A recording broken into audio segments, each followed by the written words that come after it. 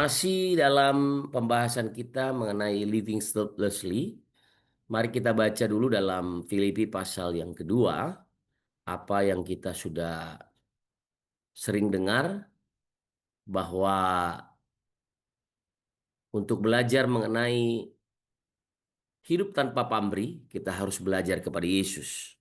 Dan Filipi pasal yang kedua, ayat yang pertama, saya bacakan nanti ayat per ayat dulu ya, sampai ayat yang ke 6 dulu saya bacakan. Firman Tuhan berkata demikian, nasihat supaya bersatu dan merendahkan diri seperti Kristus. Itu judul perikopnya.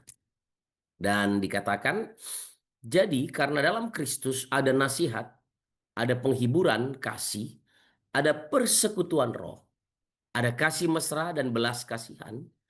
Karena itu, sempurnakanlah sukacitaku dengan ini.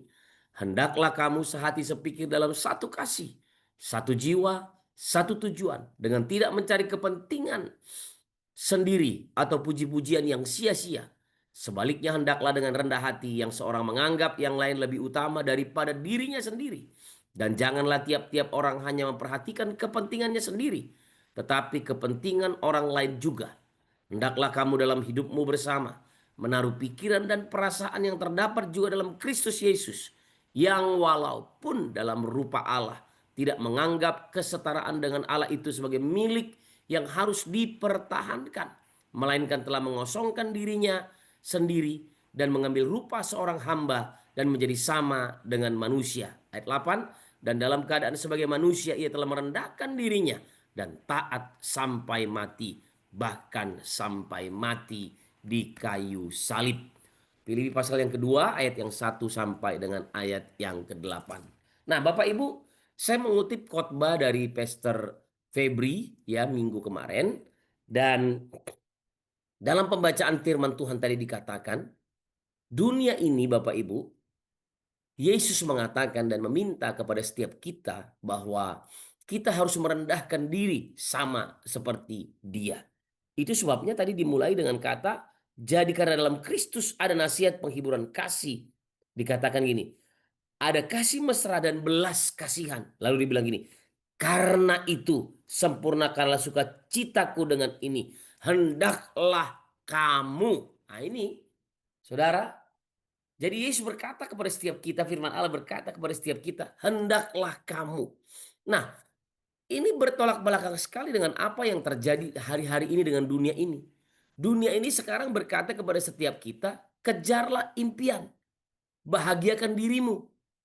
Ya, dunia modern sangat menekankan pada kepentingan diri sendiri. Jadilah dirimu sendiri, kejarlah impianmu, utamakanlah kebahagiaanmu.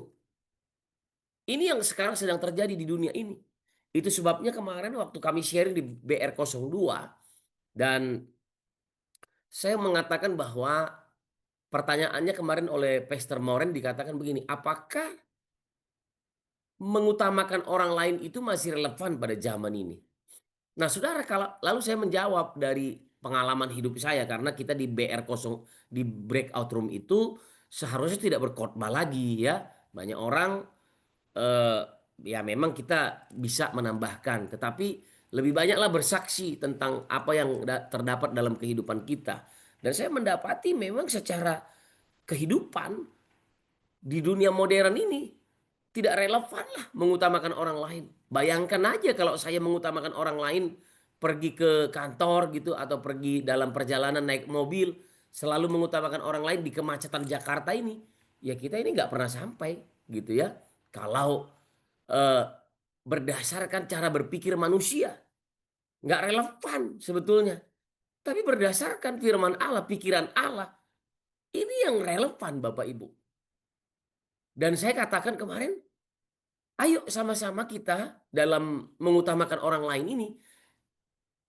Orang itu nggak bisa sendirian. Makanya Tuhan menyampaikan firman ini kepada gerejanya yang adalah tubuhnya. Dan ini sangat mungkin terjadi Bapak Ibu. Karena kalau kita lihat jumlah orang Kristen zaman akhir ini masih lebih banyak daripada agama-agama yang lain. Nah, kalau gereja menangkap ini sebagai sebuah kebenaran, maka dengar baik-baik, dunia ini mengalami perubahan. Tetapi seringkali Yang terjadi adalah orang-orang itu berusaha untuk melakukannya sendiri. Dan waktu kita mengerjakannya sendiri, itu nggak mungkin Bapak Ibu. Makanya dalam sebuah komunitas, gereja, komunitas, eh, persekutuan-persekutuan orang-orang Kristen, kita harus melakukannya bersama-sama. Dan waktu itu kita lakukan bersama-sama, maka ini terjadi Bapak Ibu. Dan ini sangat relevan. Kenapa jadi nggak relevan? Kalau kita melakukannya hanya sendirian. Ya, tetapi kebenaran firman Allah nggak perlu dibela Bapak Ibu. Itu sebabnya perintah ini harus terjadi dalam kehidupan kita. Nah, jadi di saat dunia modern sangat menekankan kepada kepentingan diri sendiri, jadilah dirimu sendiri, kejarlah impianmu, utamakan kebahagiaanmu. Nah, firman Allah berkata apa? Utamakan orang lain. Nah, kita lihat ya slide yang berikutnya. Dikatakan di sini, siapa yang mau menjadi yang terbesar, yang besar di antara kamu, hendaklah menjadi pelayanmu. Matius 20 ayat 26. Orang hari-hari ini berlomba-lomba untuk mengejar impiannya sendiri. Dan banyak sekali rumah tangga juga hancur gara-gara ini Bapak Ibu. Istri mengejar impiannya, suami mengejar impiannya. Padahal seharusnya kita harus menjadi satu. Mengejar apa? Impian Kristus dalam diri kita. Ya, jadi kalau kita mau jadi yang terbesar, layani orang lain. Layani. Jangan diri sendiri yang selalu diutamakan. Nah, jadi Yesus berkata, siapa yang mau menjadi terbesar di antara kamu, hendaklah ia menjadi pelayanmu. Nah, kita lihat hal yang paradoks ini. Dunia mengatakan kepentinganmu lebih penting. Dunia mengatakan kejar impianmu. Tapi Yesus berkata, layani orang lain. Kalau secara kasar secara Paulus bilang begini, aku melupakan semua yang di belakangku. Aku melupakan impian-impianku. Aku melupakan semua cita-citaku. Tapi aku mengarahkan diriku kepada apa yang di hadapanku, yaitu panggilan Kristus dalam hidupku. Siapa yang mau jadi yang terbesar Bapak Ibu? Dengar panggilan Yesus dalam hidup. Dan dia berkata gini, hendaklah ia menjadi pelayan kalau mau jadi yang terbesar. Sepertinya kayaknya nggak mudah ya, bukan cuma sepertinya, memang nggak mudah Bapak Ibu. Tapi ini perintah Kristus, perintah Tuhan. Kalau kita menjadikan dia sebagai Tuhan dalam hidup kita, menjadikan Yesus sebagai Tuhan dalam hidup kita, dia menjadi kurios, ya. Artinya penguasa tunggal dalam hidup kita. Maka kita nggak perlu lagi bertanya, apakah bisa Tuhan? Enggak. Karena dia Tuhan. Dia itu Allah, dia pencipta. Dia tahu apa yang dia perintahkan kepada kita. Nah, jadi yang mau menjadi yang terbesar di antara kita Bapak Ibu, hendaklah ia menjadi pelayan. Saya berterima kasih kepada para admin yang tiap hari bekerja untuk KGP ini, Kingdom Generation Prayers ini. Mereka udah melayani kita loh Bapak Ibu. Pagi-pagi mereka udah bangun, seminggu sebelumnya mempersiapkan, lalu juga mempersiapkan siapa yang harus jadi admin hari ini. Semuanya Bapak Ibu. Saya percaya kalau kita ketemu dengan para admin-admin KGP ini, kita juga pasti ucapkan terima kasih ya. Bahkan di dalam doa-doa kita tiap pagi juga kita doakan mereka. Terima kasih untuk para admin, para saudara-saudara kami yang sudah bekerja untuk mempersiapkan semuanya sehingga doa pagi kami ini berjalan dengan baik. Itu kan namanya kita berterima kasih. Jadi mereka yang terbesar karena mereka yang melayani. Dan saya percaya gini Bapak Ibu, firman Allah itu iya dan amin. Begitu kita melakukan automatically, secara otomatis firman Allah digenapi. Karena itu firman. Apa yang difirmankan Tuhan pasti digenapi. Nah, jadi kalau kita mau jadi yang terbesar, ayo Bapak Ibu, rendahkan diri kita seperti Kristus. Itu sebabnya dia berkata tadi di ayat yang kedua, hendaklah kamu, ya. Dan di sini juga di Matius 20 ayat 26, hendaklah ia, sama ya Bapak Ibu, hendaklah kamu. Wow, Bapak Ibu, firman Allah nggak pernah gagal dulu, sekarang, dan sampai selama-lamanya. Kenapa tidak pernah gagal? Karena firman itu adalah Allah. Allah itu pencipta. Dia Alfa dan Omega. Ya, nah saya lanjutkan Bapak Ibu. Apalagi yang firman Tuhan mau sampaikan buat kita. Pondasi dasar hidup tanpa mementingkan diri sendiri ada di ayat pertama dan di ayat yang kedua. Dikatakan tadi, jadi karena dalam Kristus ada nasihat, ada penghiburan kasih, ada persekutuan roh, ada kasih mesra dan belas kasihan. Karena itu sempurnakanlah sukacitaku dengan ini. Hendaklah kamu sehati sepikir dalam satu kasih, satu jiwa, satu tujuan. Paulus memulai dengan menjadi pengingat identitas kita di dalam Kristus. Kita telah menerima kasih dan penghiburannya. Ya, nanti Bapak Ibu baca dalam Galatia 1 ayat 1 sampai yang kelima. Jadi ini pondasinya identitas di dalam Kristus. Bahwa kita sudah menerima kasih Tuhan. Kita sudah menerima penghiburan dari Dia. Amin Bapak Ibu. Jadi percayai kita hidup dengan pondasi yang benar. Kita hidup dalam kasih. Karena begitu besar kasih Allah akan kita Bapak Ibu. Dia nggak mau melihat hidup kita menderita. Dia nggak mau melihat hidupmu tinggal dalam dosa. Dan untuk living selflessly, mengosongkan diri, kita harus tahu bahwa kita ini adalah murid-murid Kristus. Bahwa kita ini adalah ditebus sempurna oleh Kristus. Dan kita telah menerima kasih dan penghiburannya. Sampai-sampai Paulus bilang gini loh, sempurnakanlah sukacitaku dengan ini. Ya, tadi kalau Yesus bilang hendaklah ia menjadi pelayan. Ini sukacita Bapak Ibu. Melayani itu penuh dengan sukacita loh ya. Ada lagu lama bilang gini, selama hamba masih bernapas, hamba tetap jadi pengerjamu. Dikala nyawaku terlepas, memandang wajah Tuhanku. Ada lagu lama juga bilang gini, melayani, melayani lebih sungguh, melayani. Kenapa kita melayani? Karena lagu ini bilang gini, Tuhan lebih dulu melayani kepada. Jadi gini Bapak Ibu, Yesus sudah lebih dahulu mengosongkan dirinya untuk kita supaya kita diselamatkan. Kasihnya menyembuhkan kita, kasihnya memberi penghiburan dalam hidup kita. Ini pondasinya ya, bahwa setiap kita memiliki identitas baru dalam Kristus. Kita ditebus sempurna oleh Yesus. Filipi pasal 2 ayat 3 sampai 5 juga berkata, janganlah lakukan sesuatu karena kepentingan pribadi atau kesombongan, kerendahan hati, atau dengan menganggap atau memperhitungkan orang lain lebih utama. Itu yang lebih penting Bapak Ibu. Jadi nggak usah sombong kita ini. Kita ini juga nggak ada harganya kalau bukan karena Yesus yang menebus hidup kita. Kita bukan siapa-siapa kalau bukan dia yang memberikan nyawanya untuk kita. Itu sebabnya Bapak Ibu kalau kita melihat orang susah, orang miskin, orang yang tertolak, orang yang terbuang, ayo layani mereka, rendahkan diri.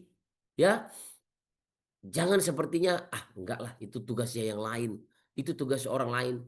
Padahal Tuhan perhadapkan mereka dengan kita. Lihat gambar yang ada di sebelah kiri Bapak Ibu ini saudara-saudara. Ya, orang itu harus memperhatikan orang lain. Karena Yesus berkata kepada kita, waktu engkau melakukan itu kepada orang-orang yang paling miskin, maka engkau sedang melayani aku. Wow Bapak Ibu ya. Kepada orang yang paling miskin. Karena Yesus pernah ada di posisi itu.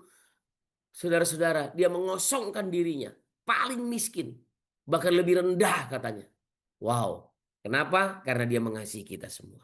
Nah kemudian teladan tertinggi dalam hidup tanpa mementingkan diri sendiri dalam ayat yang kelima sampai ayat yang ke-11. Tadi saya udah baca sampai ayat yang saya baca dari ayat kelima lagi. Hendaklah kamu dalam hidupmu bersama menaruh pikiran dan perasaan yang terdapat juga dalam Kristus Yesus. Ya, menaruh pikiran dan perasaan yang terdapat juga dalam Kristus Yesus. Kemudian dikatakan di ayat yang ke-6, yang walaupun dalam rupa Allah tidak menganggap kesetaraan dengan Allah itu sebagai milik yang harus dipertahankan, melainkan telah mengosongkan dirinya sendiri dan mengambil rupa seorang hamba dan menjadi sama seperti manusia dengan manusia. Dan dalam keadaan sebagai manusia, ini dia udah jadi sama sebagai manusia, sama dengan kita. Tapi di ayat 8 dibilang dalam keadaan sebagai manusia Ia telah merendahkan dirinya dan taat sampai mati, bahkan sampai mati di kayu salib. Kita memang manusia Bapak Ibu, tapi masih banyak manusia yang sombong. Nanti coba tanya di breakout room, nanti coba kita sharingkan. Kita masih sombong nggak sih? Gitu ya. Seringkali kita berkata, padahal kita ini cuma manusia Bapak Ibu, makhluk ciptaan. Tapi kita sombong. Yesus waktu dia menjadi sama seperti kita, menjadi manusia, dikatakan mengosongkan dirinya, mengambil rupa seorang hamba. Ayat 8, dalam keadaan sebagai manusia, merendahkan dirinya dan taat sampai mati. Nah, Yohanes 13 ayat 12 sampai 17 juga menceritakan tentang Yesus membasuh kaki murid-muridnya. Yesus sang guru, ya, justru menjadi pelayan. Saya pernah ngalamin ini Bapak Ibu, ya, membasuh kaki murid-murid saya, ya. Dan saya pernah juga kaki saya dibasuh. Tapi saya mengingat, ini jadi ngingat lagi saya waktu saya dulu pernah membasuh kaki murid-murid. Karena saya dulu punya komunitas waktu saya masih belum menikah. Saya punya banyak murid lah ya. Dan satu hari mempraktekkan ini, membasuh kaki murid-murid. Wah, Bapak Ibu, memang betul-betul merendahkan diri. Tapi yang saya lihat, kejadian yang sama terjadi seperti waktu Yesus membasuh kaki murid-muridnya. Ada yang sampai nggak mau, nggak, jangan, kakiku nggak perlu dibasuh. Bukan saya ini sok. Tapi Petrus kan menyampaikan ini kepada Yesus. Petrus bilang nggak layak, nggak layak, nggak. Tapi Yesus berkata, untuk inilah aku diutus. Saudara, ayo. Yesus membasuh kaki murid-muridnya. Sang guru justru menjadi pelayan. Dalam Yohanes 13 ayat 15 dikatakan, sebab aku telah memberikan suatu teladan kepada kamu, supaya kamu juga berbuat sama seperti yang telah kuperbuat kepadamu. Katakan amin Bapak Ibu. Ayo, udah pernah kita basuh kaki murid-murid kita?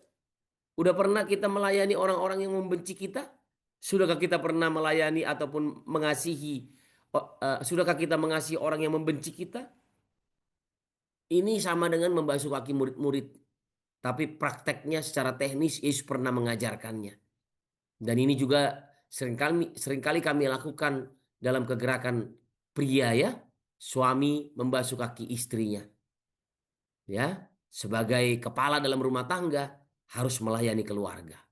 Wow, Bapak Ibu. Ayo, semakin hari kita semakin menjadi serupa dengan Kristus.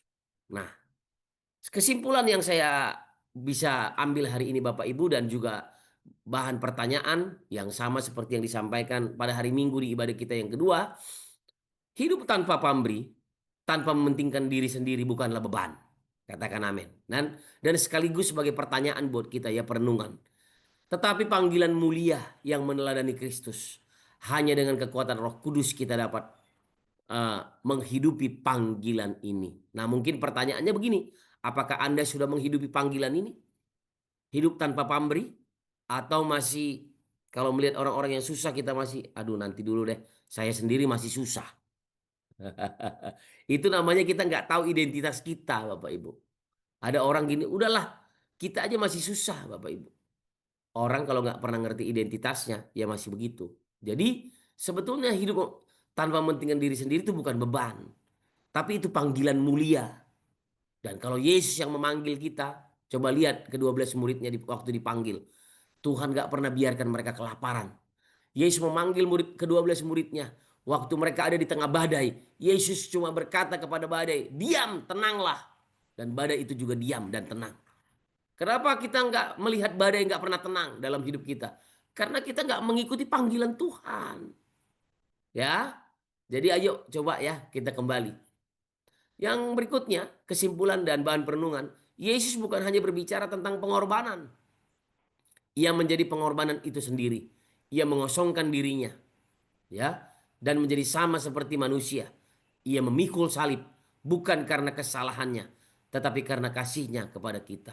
Sudahkah kita memikul salib untuk orang-orang di sekeliling kita, keluarga kita, anak-anak kita, teman-teman kita, orang-orang yang dekat dengan kita? Ayo renungkan lagi nih. Kemudian akhirnya seperti Kristus dimuliakan oleh Bapa, kita pun akan menuai buah kehidupan yang penuh makna ketika kita hidup untuk melayani, bukan dilayani. Yesus berkata, barang siapa kehilangan nyawanya karena aku, ia akan memperolehnya. Jadi ada dua pertanyaan, apakah Anda sudah menghidupi panggilan mulia ini? Dan yang kedua, ya dikatakan eh, Yesus bukan hanya berbicara, apakah kita sudah menjadi teladan untuk banyak orang. Mari kita berdoa. Dalam nama Tuhan Yesus, kami mempercayai kebenaran firman-Mu. Terjadilah sesuai kehendak-Mu, supaya kami hidup dalam panggilan mulia ini, dan kami menjadi pengorbanan untuk pengajaran-Mu, mengosongkan diri seperti Engkau Yesus. Dalam nama Yesus kami ucap syukur dan berdoa. Haleluya. Kita semua yang percaya katakan amin. Tuhan memberkati kita. Shalom.